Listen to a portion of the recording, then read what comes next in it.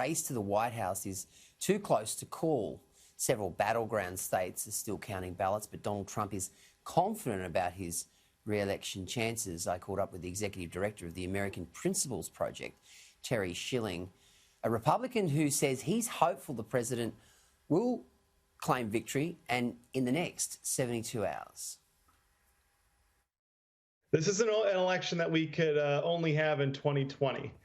We went into election night thinking that it was going to be a huge tidal wave for Joe Biden, just based off of what all the pundits and prognosticators have been predicting. And as the night kept going on, it started to look really great for President Trump. It started to be a real solid path to 270. And, we woke up this morning around 6 a.m. and that path got a lot more narrow.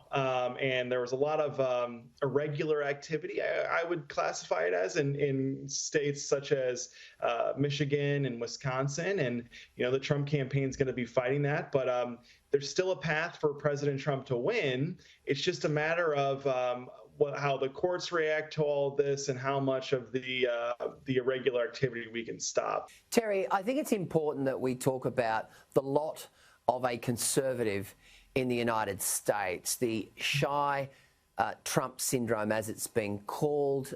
Clearly the pollsters haven't got a handle on this. Michael Moore, the highly respected documentary maker, warned in 2016 that there was a tidal wave of Trump supporters out there. In 2020, we've had a similar situation. This has gone right down to the wire. How difficult is it to be a Trump supporter in the United States when there is such a rabid and aggressive stance from the left over there? Peter, let's be very clear about why it's difficult to be a Trump supporter in America. It's not because there are very few of us.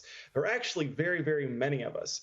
But there are very few of us in the elite power circles, such as the mainstream media, corporate America, our government, elected officials, all of that. And so, the punishments are very high for coming out and supporting President Trump. You saw the president and founder of Goya Foods, a Hispanic American, came out and endorsed President Trump, and the left tried to cancel him over that. The stakes are very high, but I can tell you that there is a growing confidence that there is a realignment happening in this country. If you look at how voters voted yesterday, the most fascinating thing to me is the fact that President Trump actually got the highest share of non-white voters of any Republican since 1960. And what that tells me is that all of these, Black Lives Matter campaigns, calling Trump a racist, calling him a deplorable, calling us deplorables, it's really not aimed at these minority communities. What it's aimed at is these rich, white, suburban, highly educated voters who, have white guilt. That's who Trump was hurting with yesterday. But, look, it's not that tough to be a conservative in America. You just have to get over the fact that the elites are going to try and cancel you. Twitter's going to shut down your account. Facebook's probably going to shut you down your account as well. But we have to keep pushing. And I think that regardless of how this election turns out, conservatives in America are going to punch back very, very hard. Terry, I wanted to ask you about the likelihood of a Biden victory. And it is a tougher path for Donald Trump right now. So I know you guys haven't given up hope, but if we do assume that Joe Biden gets into the White House, America will be a very different place. He's already indicated that he will look very closely at the oil industry, at fracking, at personal income taxes.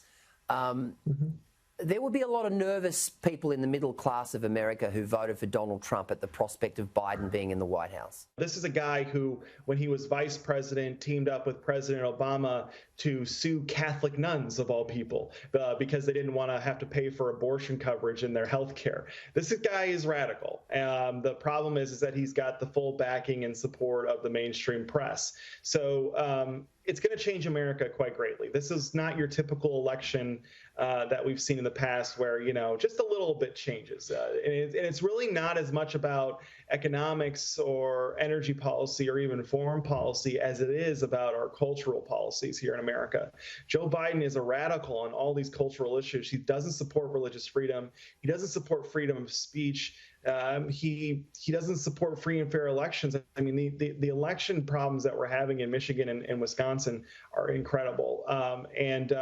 He's going to change America, but the good thing is that America still has elections and we can still organize and engage and fight back. And if he goes too far, well, we're going to have to answer back at the polls in 2022 and 2024. It was said that COVID-19 would play a huge role in this election. In fact, the Democrats, pretty well, they were a one-trick pony, suggesting that President Trump had screwed that up and that was the main reason why they should vote for the Democrats.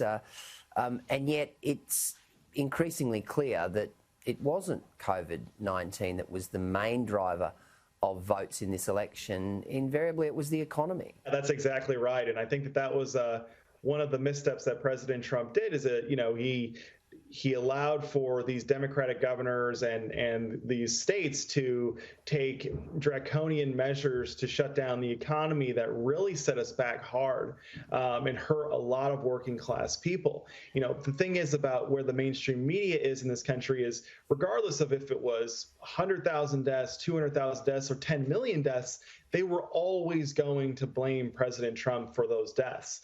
The only thing that President Trump really could have stopped that was in his power was the economy and the hurt that was done to the economy. And he could have used that bully pulpit more to stand up against them. And, obviously, I'm being an armchair quarterback. This all happened very quickly. But, there was a point in the summer where you probably should have opened up the economy more once we realized that the COVID-19 really wasn't that deadly. It wasn't that infectious. In America, it only has a 3.5% infection rate. And when you go to the death rate of those, it's less than 1% of Americans have died. So this was a huge overreaction. And frankly, the thing that was the biggest problem with COVID-19 is that the Democrats used it as a way to change our election system entirely with introducing mail-in balloting and all of this early voting nonsense. Our founders were very clear in the Constitution that there is an election day, there is not an election months, and it certainly shouldn't be done over the mail. It should be done in person, and everything should be secret. And we're seeing a lot of chaos and irregular activity because of all of these mail-in balloting changes that were made in light of COVID. Coming up.